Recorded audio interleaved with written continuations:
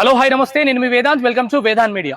గత కొన్ని రోజుల నుండి ఈశ్వర్, మాధురి రాథోడ్ వీళ్ళిద్దరికి జరుగుతున్నటువంటి ఇష్యూలో రెండు తెలుగు రాష్ట్రాలలో వీళ్ళ ఇష్యూ గురించి ఎవరికి తెలియంది లేదు. నిజానికి ఈరోజు ఈ ఇష్యూ వల్ల మాధురి రాథోడ్కి ఎఫెక్ట్ అయిందా, లేకపోతే ఈశ్వర్కి ఎఫెక్ట్ అయిందా, ఈశ్వర్ సాయికి ఎఫెక్ట్ అయిందా, లేకపోతే ఫోక్ ఇండస్ట్రీకి ఎఫెక్ట్ అయిందా, లేకపోతే ఈశ్వర్ సాయి వాళ్ళ భార్య శరణ్యకి ఎఫెక్ట్ అయిందా, అసలు ఏం జరిగింది పూర్తిగా మాట్లాడడానికి ఈరోజు మన ముందుకు ఈశ్వర్ సాయి వచ్చాడు.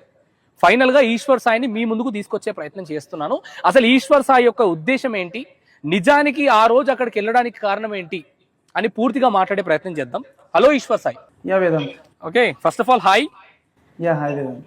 ఇలాంటి టైంలో నిన్ను యాక్చువల్గా నేను తీసుకొచ్చి ఇంటర్వ్యూ చేయాలి లేకపోతే ఇంకోటి చేయాలని ఆలోచన కాదు. కాకపోతే రెండు తెలుగు రాష్ట్రాల ప్రజలకు ఎన్నో ప్రశ్నలు, అసలు ఏం జరిగిందని. ఈశ్వర్ సాయి, మాధురి రాథోడ్ వేములవాడ రూమ్ వాళ్ళ వైఫ్ వెళ్ళి డైరెక్ట్గా రెడ్ హ్యాండెడ్గా పట్టుకోవడం.